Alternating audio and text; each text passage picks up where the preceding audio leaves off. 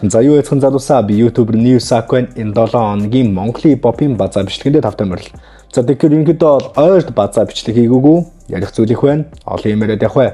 Шууд бичлэгэнд орцгоё. За эхний сэдв бол Бэ тамиртай холбогдож байгаа цаатны чөвд 2-7 хоногийн өмнө First of the Month хэмээх дууга Madsuy Records-оос ол цацсан. За энэ дуу ингээд яагаад онцлогтой байна вэ гэхлээр за бичлэгний төгсгөлд бол Coming Home гэдэг бичиг гарч ирсэн. За энэ нь бол сонсогчдын дунд яг ямар хүлээлт үүсгэж байна вэ гэхлээр Тамир Монголдо ирэх үү, Тамир гэртээ иргэд ирэх үү гэдэг асуудал. За мэдээж сонсогчдын дунд бол Тамир Монголд ирээд тоглолтоо хийх үү, хийхгүй юу гэдэг бол маш олон хүлээлт, маш олон зүйлс байгаа тийм үү. За клипнийхаа тайлбар хэсэг дээр бол Thank you Chicago, Next Stop Home гэж бол бичсэн байсан. За энийг бол сонсогчдод бид нэр хоёр янзаар тайлбарлаж болж байна. За эхнийх нь бол мэдээж ойлгомжтой Тамир Монголдо ирнэ тийм, Монголдо ирнэ, тэгээд эргээд дошин дээрээ ирнэ, тоглолтоо хийн, бүх зүйл ингээд сайхан болно. Хэрвээ ингээд сонсогчдын хүслэр болох юм бол шүү дээ. За дараагийнх нь таамаг бол Тамирын хувьд Чикагод төр зүр амьдарч байгаад тэгээ өөрөө угаасаа Канзасаас гаралтай хамгийн анх угаасаа Америкт Канзаст очсон гэж ярьдаг шүү дээ. Тийм учраас ерөнхийдөө бол Канзаст эргээд очиж байгаа бол home гэдгийг яг Улаанбаатар Монголыг хэлээд байна уу, аль эсвэл Канзасыг хэлээд байна уу гэдэг дээр л ерөнхийдөө бол таамаг үүсгэж болохоор юм л да. За миний бодлоор бол Тамир энэ жилдээ бол Монголд харах нь ирэхгүй байх, дараа жил юм уу тэрний дараа жилдээ одоо Монголд нэгмсэн бүх асуудлуудаа шийдэж ирээд тэндээ ерөнхийдөө тэг бүх асуудлаа шийдчихэд ийшээгээд гоё тоглолт Монголдоо ингээд хийгээд явна гэж бол ерөнхийдөө бол бодож байна. Яг өнөөдрийн төвшин энэ зам бол Улаанбаатартаа ирэхгүйгээр за тэндээ тэг одоо Канзастаа ерөнхийдөө бол эргэж очиж байгаа гэсэн бол миний бодлоор тэгж бодож байна. За энэ сэдвтээ уялдуулаад шууд Гинжин болон Бэ Тамирын Have to Flex хэмээх дуутай холбогдож байгаа. Тэгээд өмнөх базаан дээр ярьж байсанчлан Гинжингийн хувьд бол тэг одоо Америк руу очсон Have to Flex одоо дууныхаа клипийг Бэ Тамиртай хамт хийж байсан шүү дээ.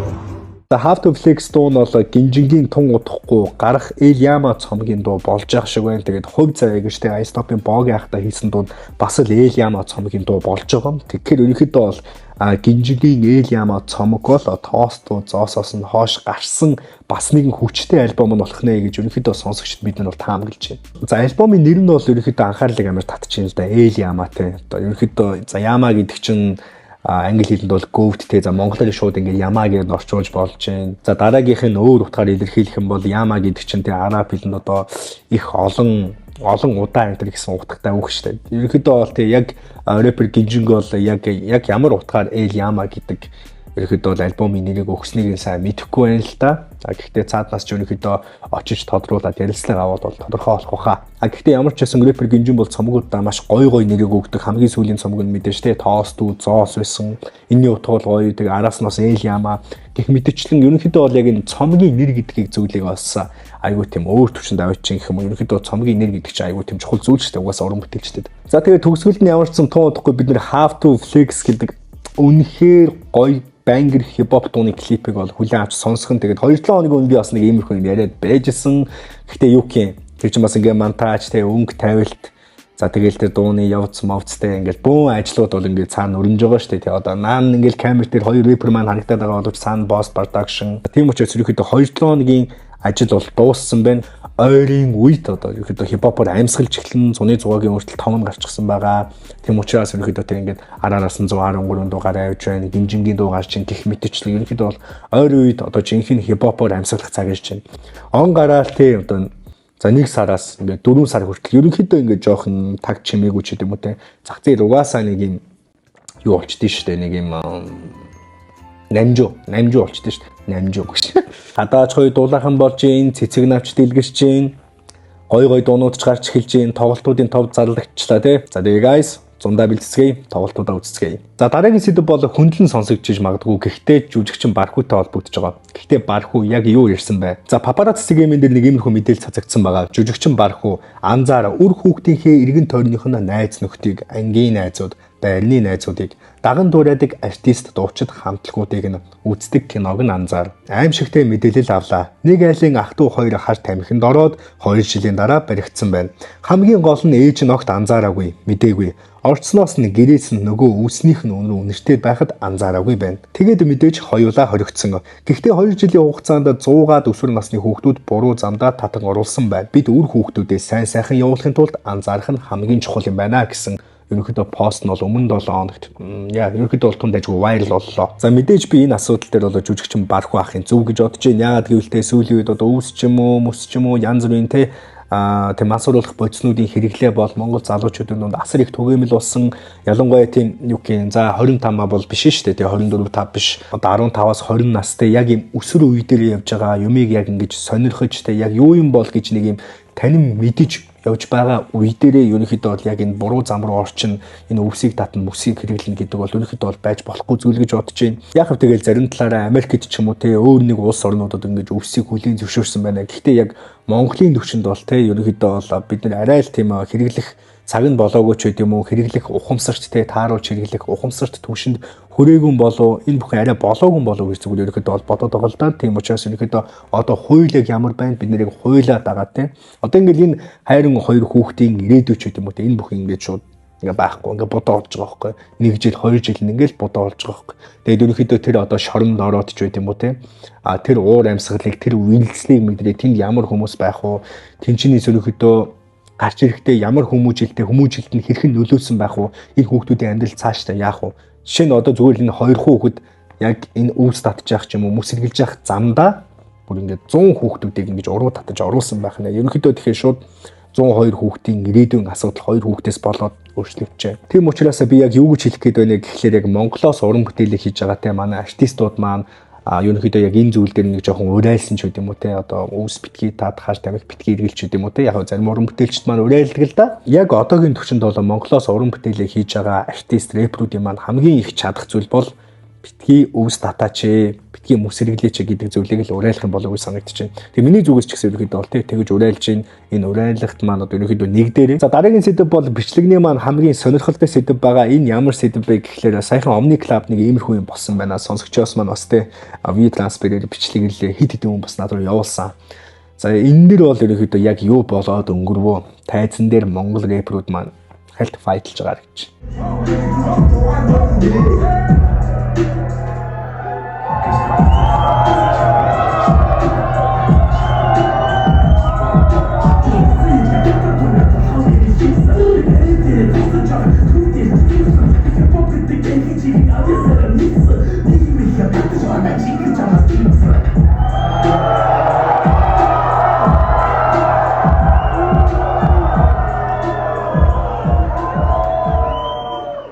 Сая өнөөдөр ярьсан шүү дээ те 4 сар туухгүй боллоо хипхоп маань ингээд эргэн ирлээ нам жин байдлаас ерөнхийдөө бол бүр илүү томоор бол эргэн ирж ах шиг байна. Яа ерөнхийдөө бол манай сонсогчдын хэлж байгаагаар эдгээр залуучууд бол хоорондоо ерөнхийдөө байтлцсан юм шиг байлээ те одоо стрит байтл ч юм уу байтлаар одоо дуу хийсэн юм уу мэдгүй ямар ч нэг тиймэрхүү зүйл болоод тэгээд эцсийн дүндээ ерөнхийдөө өөрсдөө ингээд тоглоомод аахгүй ч гэдэм үү те мэдгүй ямар ч тиймэрхүү зүйлээс болоод ямар ч рэперүүд маань хоорондоо жоохон муудалцсан юм шиг байна. Гэхдээ юу гэх юм нэг амар нэг нэгэндээ өсмөс санаад нэгт айхтай тийм бол байхгүй байх. Гэхдээ яг тухайн одоо моментид яг юу болсныг бол хинж мэдэхгүй шүү дээ. За яг энэ сэдвтэй уялдуулаад миний хувьд бол Newsack podcast гэж хийж байгаа. За Newsack podcast-ын хамгийн ихний дугаар маань энэ бүтэн сая өдөр цацагдана. Тэгээд rapper 113 маань бол хамгийн ихний дугаарын зочин маань болсон байгаа. Тэгээд бид нар бол өчигдөр дугаараа бичсэн. Тэгээд цаадан ч ерөнхийдөө бол яг энэ асуудлыг яриад яг юу болсон талаар асуусан. Яг өөрөөс нь асуусан. Ерөнхийдөө бол яг fight-ийн баг юм толгой хүннүүд яг 113 харагдаад байгаа шүү дээ. Яг ингээл өөрийнх нь нүүрэн дээр нь улаан цай асуусан. Тэгээд цаа чи яг юу гэж хариулсан бэ? Энэ дээр яг юу болсон бэ те? Энэ талаар яг дэлгэрэнгүй мэдээллийг яг өөрөөс нь бүтэн сайн өдрийн 20 цаг 30 минутаас цацагдах Newsack podcast-ын эхний дугаараас та бүхэн хүлээн авч үзээрэй. Ерөнхийдөө бол тун дайггүй podcast болсон. Тэгээд тэр подкаста ерөнхийдөө бол нэг 7 хоногт яг нэг дугаар ингэж цацаа явчих гэж бодож байгаа. За шууд энэ сэдвтэ уялдуулаад Newsack podcast-ын хамгийн ихний дугаарын зочин энэ жилийн зуны зугаагийн headliner артист тоглолтоо тун удахгүй 5 сарын 31-нд хийх гэж байгаа 113-т холбогдчихин зуны зугаатай.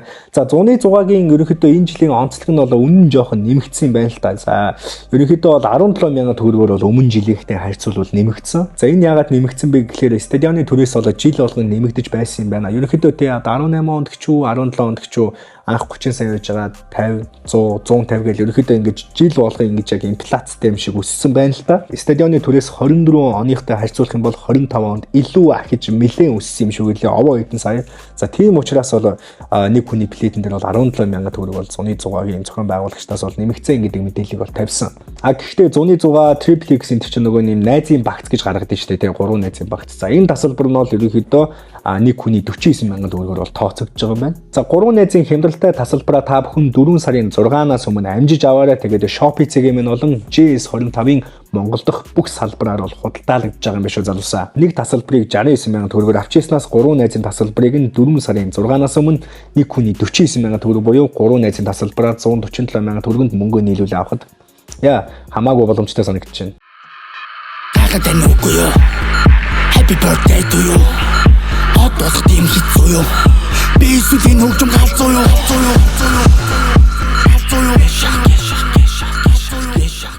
Тэгээ энэ жилийн зуны 100-гийн headliner артист бол 113 байгаа. Монголд underground тэ хамгийн том ерөнхийдөө бол rapper артист болж чадсан хүн. Тэгээд маш олон жил ерөнхийдөө бол ингэж мөнгө зөнгөрөөсөө хөөхгүй тэг өөртөө үнэн чавлаа. Тэгээд цаачин бол угаасаа цаг нэрсэн. Тэгээ энэ жилийн тоглолт зуны 100 бол одоо юу гэх юм өмнөх жилүүдийн зуны 100-аас бол илүү өөр нэг тийм хипхоп амин сүнстэй нэг тиймэрхүү бас тоглолт болох гэж бодоод байгаа. Цаачин бас зуны 100 дээр яг ямар surprise барьж байгаа, зуны 100-ыг яг ямархуу тайпны тоглолт болгож байгаа бас энэ Newsag podcast-аар ерөнхийдөө бол маш дэлгэрэнгүй ирсэн байгаа шүү залуусаа. Бүтэн сая өдрийн 20-30-аас шүү ахаад хэлчих. За дараагийн сэдв бол рэпер Rookie-тэй холбогдож байгаа. Тэгээд цааттай чинтэй би өмнө 7 хоногт очоод нэг иймэрхүү ревю одоо ярилцлагыг хийсэн юм аа. Бротой холбоотой нэг сайн муу мэдээлүүд олон цацагдлаа. IMI гэлтэй. Тэгээд фэнүүдтэй энэ талаар юу гэж хэлв? Ямар лайв? Ийм машин унаацсан да. Тэгээд нэг машиныхаа ууртлын гэрлийг асаацсан. Лайв хийгээ явуулсан да. Үгүй ээ, вирус тийм лайв маяг. Бро санахгүй нэ тэ. Гүүгүү тийм байхгүй. Ер нь айгуу дэжгүй. Тэгвэл фэнийг тийм болоод байгаа юм уу те? Тийм болоод бро цагаарч бас бөөн юм болоод юм л дээ. Гэхдээ одоо ингэ намжчлаа л та хэсэгтэй. Мэдгүй би бол анзааргүй л. Анзааргүй. Тийм хийгээгүй шүү дээ.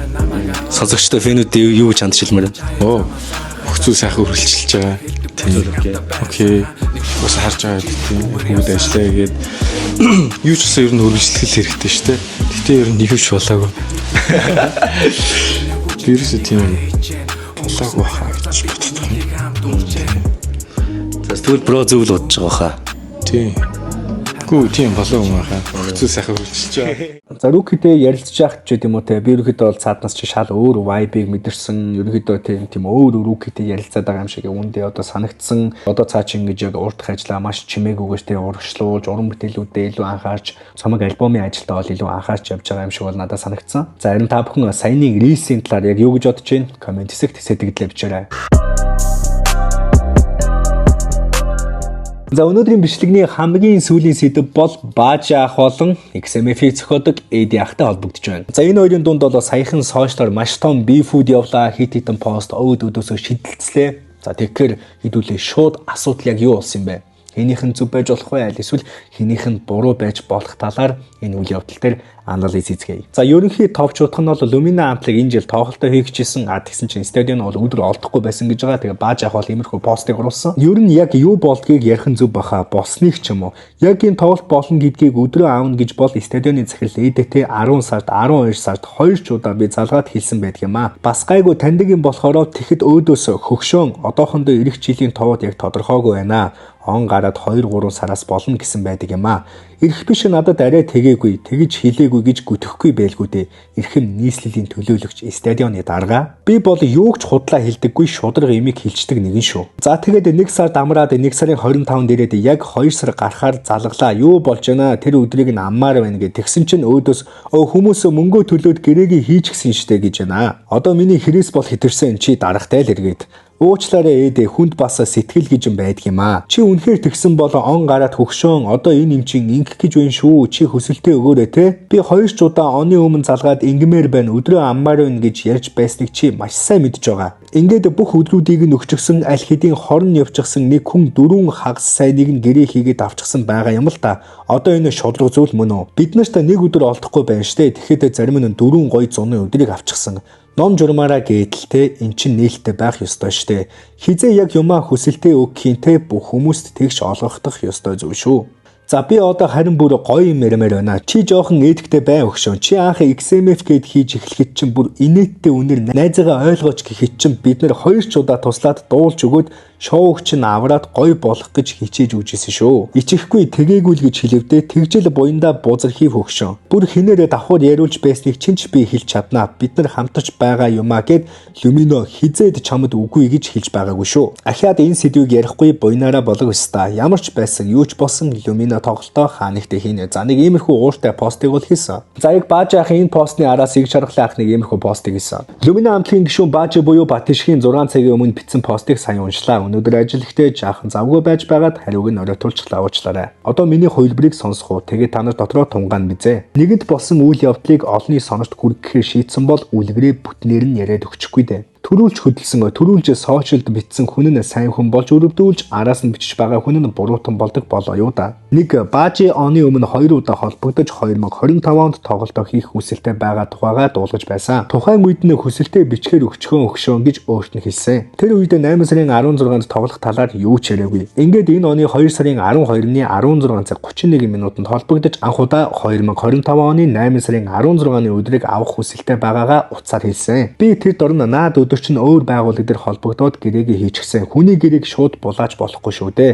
Энэ өдрөө тоглох болсныг чинь анх удаа сонсож байна. 8 сарын 9-ний өдөр сул байна. Эсвэл өөр сул өдрүүдээс сонгооч гэхэд чи үгүй ганцхан энэ өдөр тоглоно гэсэн. Тэр хүнийхээ гэрээг цуцалж манайд үгүй бол сошиал бичиж хил ам хингэж эвтэйхэн сүрдүүлсэн. Миний дагагч юу билээ олонд хүрэн шүү гэсэн. Тэгвч чинь тоглож байгаа байлгүй тэгэж бодоод өнгөрсөн үнэн байжээ. 2 хариу нэхэж хүнд тусалдаг бол дараа нь хүнд битгий тусалж бай Баажи миний найз. Ингээд дуулж өгсөн, тэгэхэд дуулж өгсөн гэсэн байна. 2017 оны анхны тоглолт дээр бусдын адил танай хамтлагт дуулах санал тавихад чи тэр үеийн 100 сая төгрөг өгвөл дуулна, үгүй бол дуулахгүй гэдэг тэнгэрийн юм ярьснаа яагаад постносоо хасваа. Тэгээд хүн амьтнаас гуйж байж үнийг чин хямруулан төлбөрөөлж дуулуулсан. Үнэн үн төлбөргүй дуулуулсан юм шиг юм ярих юм аа. Би чам шиг ингэж тусалсан, тэгэж тусалсан гэж олон юм бичихгүй. Чиний хэлдгэр буйнаараа болог. 3. Цэнгэлтэхэд өдөр авсан бусад хүмүүс чинь норн журамтайгаа танилцаад хүсэлт хунраа өгөөд төлбөр тооцоогоо тодорхой болгоод ажилдаа орцгоосон хүмүүс. Бид ирсэн хандсан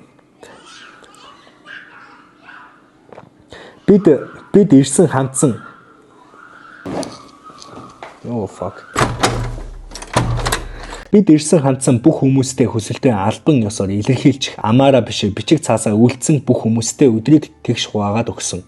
4. XMF-тэй барьцад байх шиг байна те. 2017 оноос хойш 9 жил дараалан цэнгэлтэхэд илүүчгүй дутуучгүй жилд ганц 2 тоглолт хийгээд ирсэн надмаа. Хийгээд аваад явдаг залуучууд нь тусдаа урдах ажлаа мөрөөрөө хийгээд явж байгаа. Хинд ч гай болоогүй, ялангуяа чамд. Чамд одоо ч үлдсэн сул өдрүүдэд гэрэлэх боломж бий. Өөрийн хүссэн өдөр нь байхгүй болсноос сошиал мөн найзаагаа доромжилж оноо аавн гэвэл тийм байхгүй өгшөө. Чи хилтэй амтаа бол би ч хилтэй амтаа. Чи олонд хүрдэг бол би ч хүрч чаддаг. Босон түүхээ өөрт ашигтайгаар гинэн хонгор болж хохирогчийн дүрээр пост хийж байгаа чинь чамайг хэн бэ гэдгийг харуулж байна. Би өнөөдөр чиний найзуудад муухай харагдаад үлдэж болно. Эр хүний замын хөзөө урт шүү. Хэн нь хэн байсан бэ гэдгийг эцсийн эцэст цаг хугацаа хийсэн бүтээс нь харуулад өгнө. Би одоо тэгээд чамаас чичиж хүний гэрээтэй өдрийг шууд цуцалж булааж чамд авч өгч дүрм журм хууль зөрчих хэрэггүй. Болгож өгөх гэж өдөр авсан хүнтэй холбогдож өдрөө солих боломжтой эсхийг асууж өгөхөөс өөр яах вүлээ. Дарга цэргээд яриулж хэвийн ажиллаа хийгээд явж байгаа хүнийг нөлөөлөх гэж оролцсон хүн нь чи шүү. Дахиад хэлье. Үлгэр ярьж өгөх гэж байгаа бол бүтнээр нь нэр. Өшөө гомдол санал байвал тэгээд ном журмаараа явж үгүй юу гэдгийг нь шалгадаг газар нөгөөд шалгуулчихгүй юу дөө. За нэг иймэрхүү постыг бол XMF-ийн зохиодог инх чаргалаар бичсэн байгаа. За тэгээд энэ постны хараас бол Баажагаас бусдын сайхан амраарай гэдэг постыг бичсэн. За нэг иймэрхүү халуухан үйл явдлуудтай 7 хоног бол Монголын хипхопт болж өнгөрлөө. Яа ерөнхийдөө бол стадионы тоглолттой одоогийн байдлаар бол маш олон хүмүүсийн шоу бизнесмен хүмүүсийн бол анхааралд байгаа, сонсогчдын анхааралд байгаа. Ялангуяа одоо ингээл хамгийн ихний тоглолт 5 сарын 10, тэгэл дараагийн тоглолт 5 сарын 31 энтергээл явж байна. Тэгээд дунд нь бас ганг биеийн тоглолт байсан. За тэгээд бас камертоны тоглолт харагдчихлээ. Ариун эгч, сарантуй эгч ч юм уу те. Ерөнхийдөө бол маш олон тоглолтууд бас энэ жил ингээ болно. Гадаадаас бас нэг артистууд их ерөнхийдөө бол төлөвтэй байгаа. Солонгосоос маш том одоо ирэх төлөвтэй байгаа. Гэх мэтчлэн ерөнхийдөө бол стадионы өдөр ч юм уу энэ сошиал паркийн өдөртэй За иймэрхүү зүйлс төр бол мэдээж бол ерөнхийдөө тий яг гэрээ ном журмын дагуу бол аваад ингэж гэрээ мэрэгээ яг ингэж цаасан дээр буулгаад ингээд явсан хүмүүс бол мэдээж бол амжилттай болно. Мэдээж яг цаасан дээр хуулийн дагуу гэрээгээ хийчихсэн хүмүүст амжилт олон шүү дээ. Яагаад гэвэл ерөнхийдөө монголчууд хууль журамтай улс тий. За энэ удаагийн базаа бичлэг маань энэ хүрээд өндөрлөж байна. Тэгээд ахаад хэлээ залуусаа энэ бүтэн сая өдрийн 20 цаг 30 минутаас энэ жилийн зуны зугаагийн headliner артист тэгээд тун удахгүй тоглолтоо хийх гэж байгаа Монголын хамгийн том underground артист болсон 113 манай Newssack podcast-ийн хамгийн ихний дугаарыг зочин болсон байгаа. Та бүхэн подкаста бүтэн сая өдрийн 20 цаг 30 минутаас хүлээн авч үзээрэй. За тэгээд subscribe дарааг бол та бүхэн subscribe миний сувгтай дараарай. Миний сувгийн 63.6% нь огт subscribe даралгүй үздэг юм байна лээ. Тийм учраас залуусаа та бүхнээс ганц л юм гоё subscribe. Бичлэг таалагдсан бол like дарахаа битгий мартаарай. Sack out. Түлхэртэй залуусаа.